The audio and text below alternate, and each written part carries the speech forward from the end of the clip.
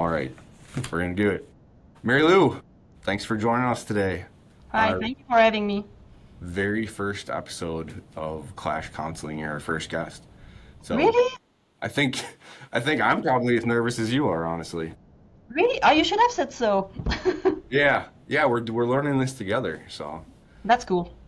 why don't you give me the Cliff Notes version of who Marie-Lou is and what you do? So I'm a BIM coordinator at CMi, which is an electrical contractor in Quebec City. So first guest right from Canada. I've been working in CMi for 10 years now. I'm a former electrician. I have no training in modeling whatsoever. I've learned it myself. So how long have you been doing BIM then? About 8 years.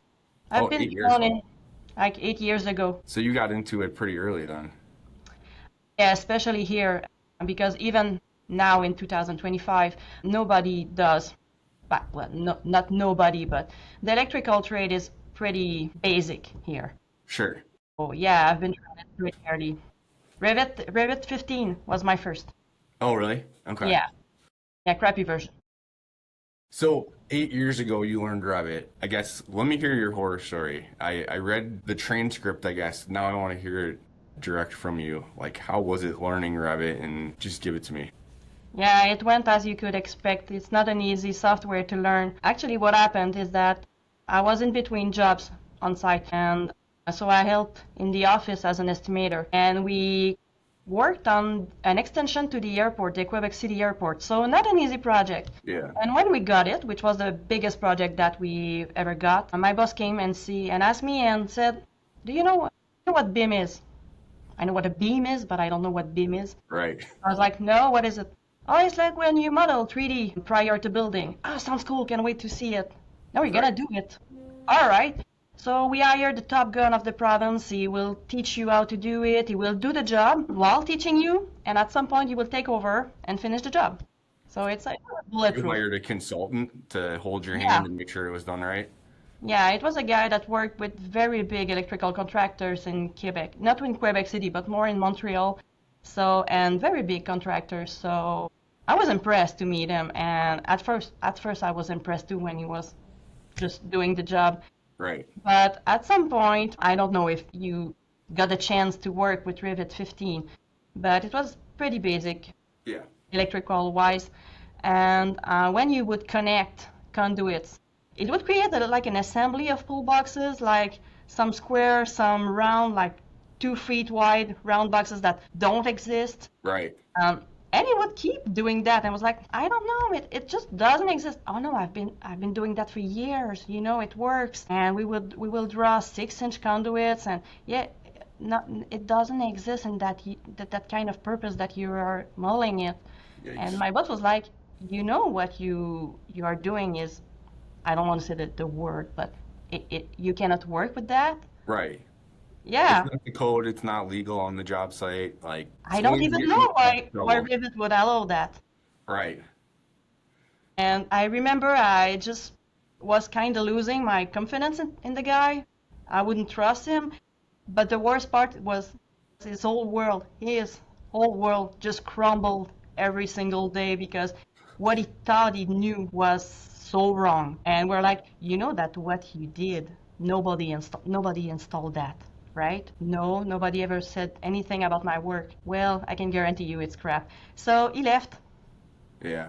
and I ended up not knowing much about Revit and keeping up with the project of an airport, which is not an easy project. Sounds like a disaster. Well, it was the term learning curve was Sure. more a roller coaster curve. Right. So So the feeling when you go home after a day of work and you're very proud of what you did. Well, think of the opposite of that.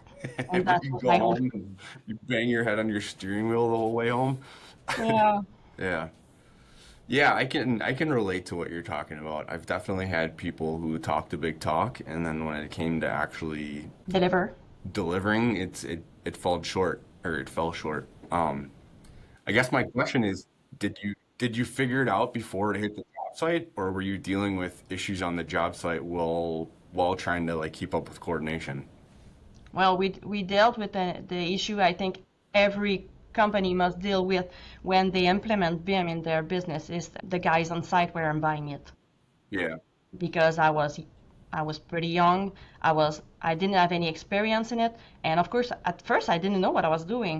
So Yeah. trying to talk to a 60 years old foreman who've done this job his whole life is like 3 years from retiring, and hey, I'm gonna tell you what to do, but I still don't know how I will tell you, but I will. Right. So that was our biggest issue, even though it was really easy to turn around, but at first it was hard. And the other trades were also not very experienced, even though they at least knew the softwares. Sure.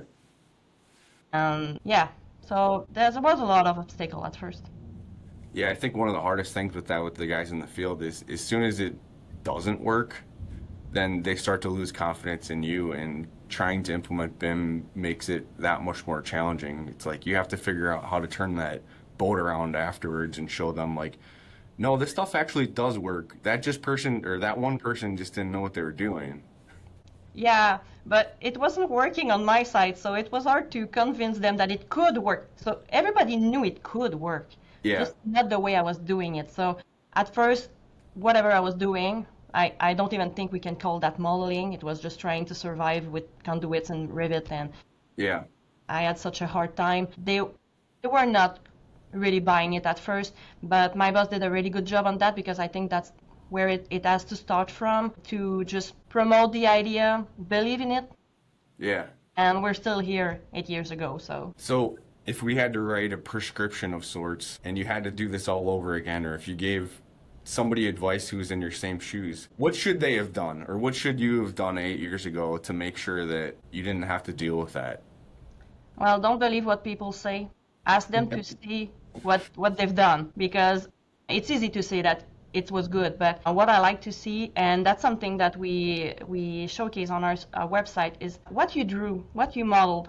Is it installed the same way on site? If so, you should be able to show it, Sure. and that speaks a lot about the person But in front of you. how do you know just from a pretty picture? Because they could have as built that or something like that. So how do you know you're actually getting somebody who knows what they're talking about? Well, if the person is willing to take you on site to see it by yourself, you know you got a real deal. Okay. So Yeah. your advice would be find somebody local that you can vet and work with to try and implement it? Well, try at least to find someone that has other people who could acknowledge that, yeah, it worked.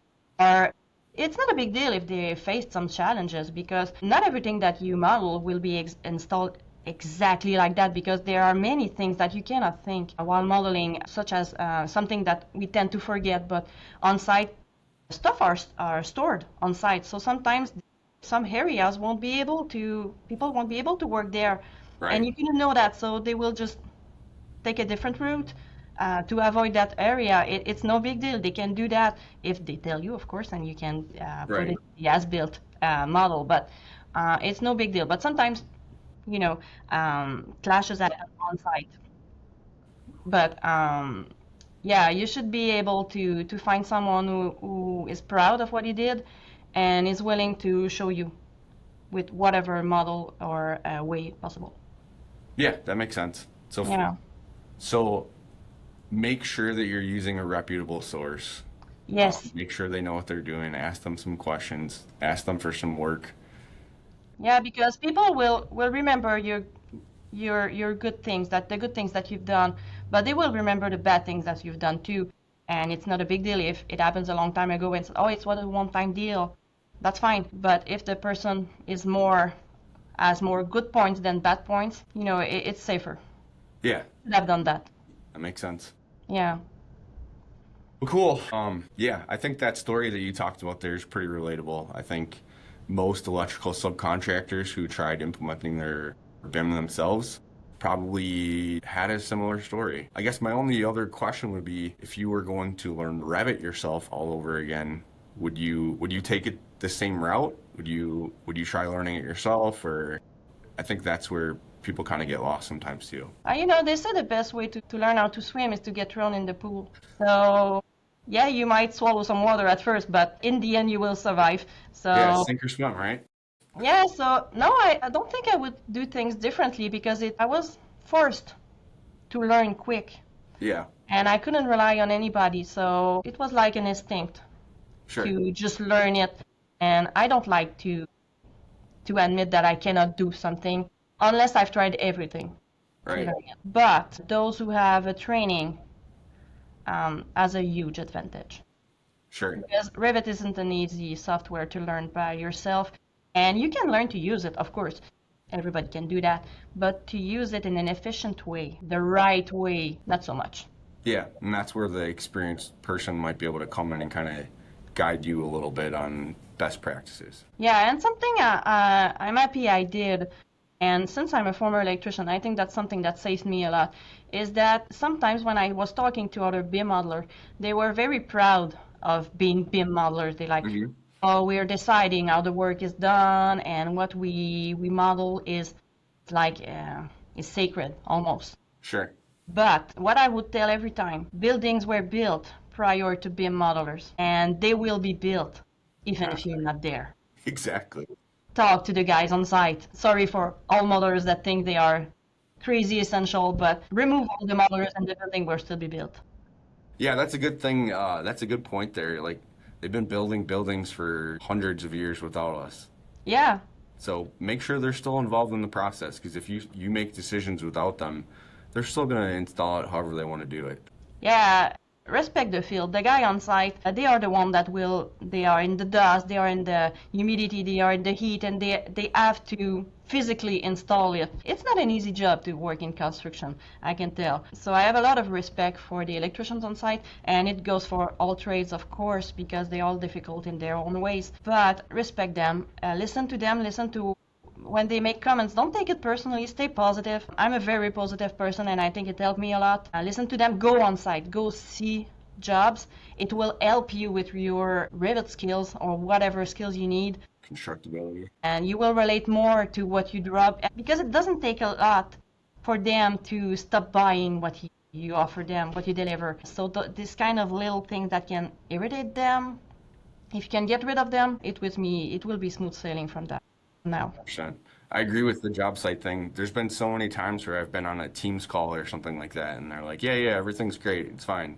And then you go walk the job site, and they're like, this is messed up, and this is messed up, and this needs to change. And it's like, why didn't you tell me that last week? Yeah, and you have to keep in mind that sometimes a guy on site, even some foremen, they don't have sometimes high education or stuff like that. They are awesome at what they are doing, and I Yep. don't mean in any mean way. But sometimes when you work in an office, you learn how to communicate easily with emails, with Teams. Them on site, they don't have always access to internet. They have like Yeah. their computer is all dusty. They won't take time to communicate. So you have to go reach for them a little bit more than you would Yeah. normally with anybody else. So go on site, go talk to them, show that you're interested in what they are doing because if you don't have them, nothing that you will do will matter. 100%. Yeah, it's sad to admit that, but you need them more than they need you. Yeah, it's a group effort for sure. Yeah, but when you work together, that's when everything works. Yep.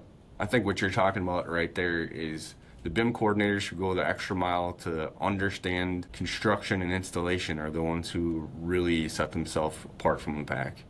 Yeah, yeah, Yeah. and you can see right away when someone is interested in the way it's installed, Yeah. and when someone is just, I'm staying in front of my screen, I work, whatever happens on site, it's none of my business. I've done what I had to do. Well, no, in the end, you won't have the same quality as someone who went on site.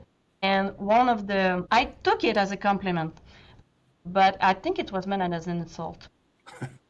Something we've been accused of is doing over quality, like doing too much. Oh, sure.